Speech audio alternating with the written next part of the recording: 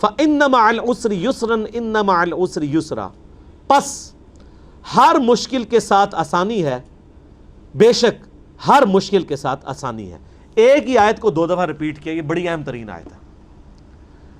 ہر مشکل کے ساتھ آسانی ہے، ایک معنی اس کا یہ ہے کہ مشکل آئے گی چلی جائے گی، پھر آسانی کا وقت بھی آ جائے گا۔ دیکھیں نا، ایک وہ وقت تھا کہ آپ علیہ السلام رات کے اندھیرے میں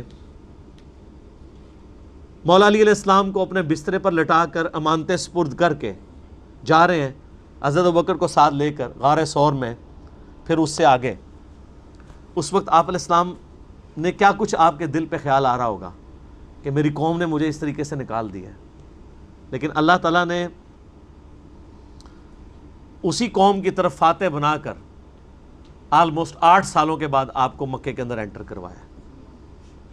ایک معنی تو یہ ہے، اور ایک معنی اس کا بڑا زبردست ہے جو مولانا وحید الدین خان صاحب نے کیا ہے۔ وہ کہتے ہیں کہ یہ جو ان مع العسر یسرا ان مع العسر یسرا، یہ جو 2 دفعہ ریپیٹ ہوئی ہے بات، اس کا معنی یہ بھی ہے کہ ہر مشکل کے ساتھ آسانی بھی جڑی ہوئی ہے۔ ہم تو یہ ترجمہ کرتے ہیں نا کہ مشکل کے ساتھ آسانی اس طرح جڑی ہے کہ مشکل آئے گی، پھر مشکل ٹل جائے گی، پھر آسانی کا وقت آ جائے گا، یعنی مشکل اور آسانی جڑے ہوئے ہیں۔ وہ کہتے ہیں نہیں، مشکل کے اندر ہی آسانی جڑی ہوئی ہوتی ہے، کہ مشکل جب آپ گزار رہے ہوتے ہیں نا، اس کے ساتھ آپ کے لیے آسانی بھی چل رہی ہوتی ہے۔ مشکلیں پڑی اتنی کہ آسان ہو گئی، اللہ تعالیٰ صبر دیتا ہے۔ اس مشکل کے ساتھ اللہ تعالیٰ اس طرح آپ کا ایکسپیرینس کرواتا ہے کہ مشکل آپ جھیل رہے ہوتے ہیں لیکن آسانی بھی ساتھ فیل کر رہے ہوتے ہیں۔ جس طرح کہ غزوہ بدر کے موقع پر ہوا، اللہ تعالیٰ نے مسلمانوں پہ اونگ طاری کر دی، مشکل وقت تھا، ریسورسز کم تھے، خطرہ تھا، خطرے میں کہاں نیند آتی ہے؟ حتیٰ کہ بخاری مسلم میں آتا ہے صحابہ کرام کہتے ہیں ہماری ہاتھوں سے تلواریں بھی چھوٹ جاتی تھی، ایسی نیند کا غلبہ۔ نیند آ جائے تو یہ تو اللہ کی طرف سے ایک امن کی نشانی ہوتی ہے نا، تھکاوٹ اتر جاتی ہے۔ پھر غزوہ احد کے موقع پر کیسی آئی؟ قرآن میں اللہ تعالیٰ فرماتا ہے کہ ہم نے تمہیں غم پر غم دیا۔ نبی علیہ السلام کی وفات کی خبر مشہور ہو گئی، افواہ، تو جو لوگ زخمی بھی تھے ان کو اپنی تکلیف بھول گئی حضور علیہ السلام کے غم کی وجہ سے۔ تو مشکلیں پڑی اتنی کہ آسان ہو گئی۔ مشکل کے دوران بھی اگر آپ اللہ کی طرف توجہ رکھیں، ان اللہ مع الصابرین، اللہ صبر کرنے والوں کے ساتھ ہے، تو اس کے اندر بھی آسانی چھپی ہوئی ہوتی ہے۔ اور مسلمان کی مشکل میں آسانی یہی ہے کہ آپ کا اللہ کے اوپر یقین ہو کہ یہ تکلیف اللہ کی طرف سے آئی ہے، اللہ ہی کی طرف لوٹ جائے گی۔ تو ہم یہی تو کہتے ہیں انا للہ و انا الیہ راجعون۔ صحیح مسلم میں حدیث ہے، ام سلمہ کہتی ہیں کہ میں نے نبی علیہ السلام سے یہ حدیث سنی تھی کہ جو شخص مشکل اور پریشانی میں یہ دعا پڑھ لے، انا للہ و انا الیہ راجعون، بے شک ہم بھی اللہ کی طرف سے ہیں، ہم نے بھی اللہ کی طرف چلے جانا ہے، یہ تکلیف بھی اللہ کی طرف سے ہے، یہ اللہ کی طرف چلے گی۔ اللہم اجرنی فی مصیبتی، اے اللہ مجھے اس مصیبت میں اجر دے، وَأَخْلِفْ لِي خَيْرًا مِّنْهَا، اور تو بہتر خلیفہ بن جا میرے لیے، اس کے لیے اس سے بہتر نعم المدل میرے لیے کرتے۔ تو کہتی ہیں کہ میرا خاوند جب ابو سلمہ فوت ہوا تو میں نے یہ دعا پڑھ لی، اور پھر میں سوچتی تھی کہ ابو سلمہ جیسا تو کوئی صحابی نہیں ہے حضور کے اصحاب میں سے، تو مجھے اس سے بہتر خاوند کیسے ملے گا؟ تو جب میری عدت پوری ہوئی تو نبی صلی اللہ علیہ وسلم نے پیغام نکاح بھجوا دیا، تو مجھے دعا کا اجر دنیا میں مل گیا۔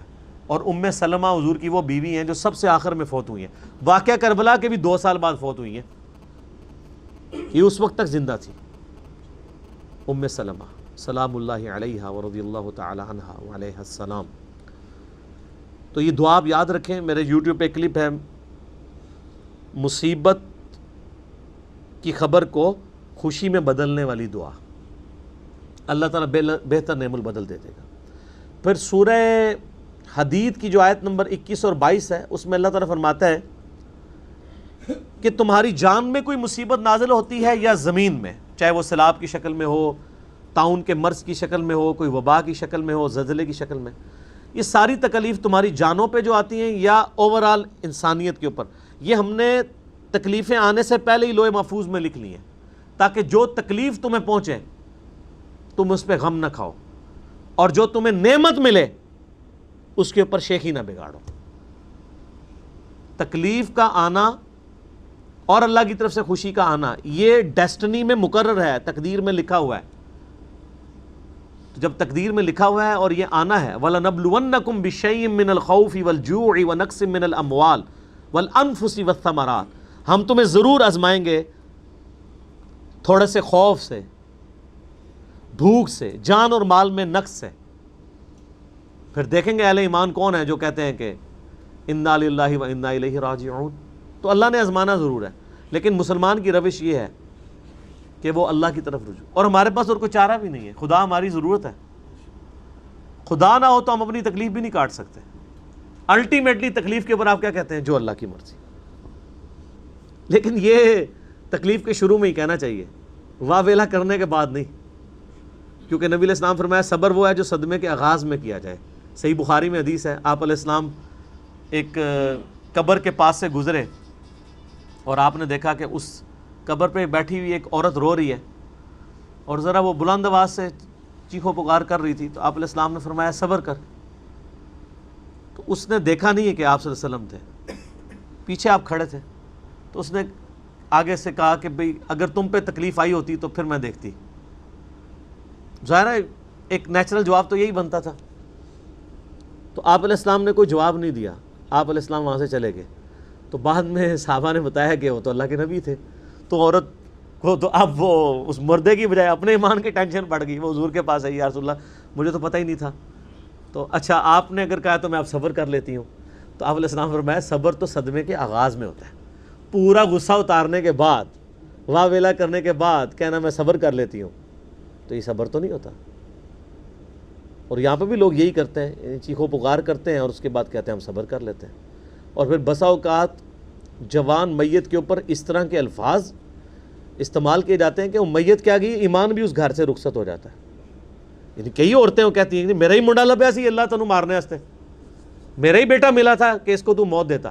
اب یہ کلمات کفر ہیں۔ اس کے بعد بیٹا کیا گیا، ایمان بھی گیا ساتھ۔ تو اسی لیے اسلام میں نوحہ کرنے سے منع کیا گیا۔ ایک تو نوحہ وہ ہے نا کہ آپ کسی کے لیے کوئی تعریفی کلمات کہہ لیں مرنے کے بعد، وہ تو آپ کہہ سکتے ہیں، وہ ایک معاملہ علیحدہ ہے۔ ایک یہ کہ چیخو پکار کر کے آپ جو ہے وہ ایک جاہلیت والے ایٹیچیوڈ کے ساتھ نوحہ کرتے ہیں، تو وہ نوحہ تو اسلام میں جائز نہیں ہے۔ بخاری مسلم میں کتنی احادیث ہیں کہ آپ علیہ السلام نے اسے زمانہ جاہلیت کی طرف منسوب کیا، اور خصوصاً عورتوں کے لیے فرمایا کہ وہ ایسی عورت اگر بغیر توبہ کے مرے گی تو اسے قیامت والے دن گندک کی قمیض پہنائی جائے گی، وَلِعَاذُ بِاللَّهِ تعالی۔ اور مسلم شریف میں ایک حدیث ہے کہ میری امت کبھی جاہلیت کے 4 کام نہیں چھوڑے گی۔ نمبر 1 حسب و نسب پہ فخر کرنا، نمبر 2 دوسروں کے نسب کے اوپر تان کرنا، نمبر 3 ستاروں کے ذریعے بارش اور یہ باقی معاملات کو لے کے چلنا، اور نمبر 4 نوحہ کرنا مصیبت و پریشانی کے وقت۔